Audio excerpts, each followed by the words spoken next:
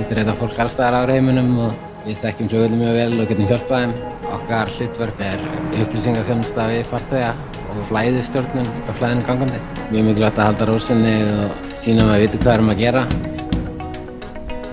Ég er að ljúka atvinnuflugnámsnámi við Keili núna. Sóttum vinnu á Isavia til að komast í þetta umhverfi sem verður vonandi mitt umhverfi í framtíðinni. Sjá hvernig það virkar allt í kringum þetta. Það besta við að fljúga er frelsið og útsýni. Ég fengi að sjá landið frá allt öðru sjónarhorni. Það er erfitt að lýsa því, en þá bara þetta ekkert.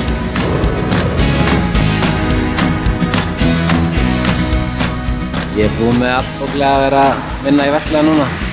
Svo er stefnan bara að fara í þoturnar í daginn.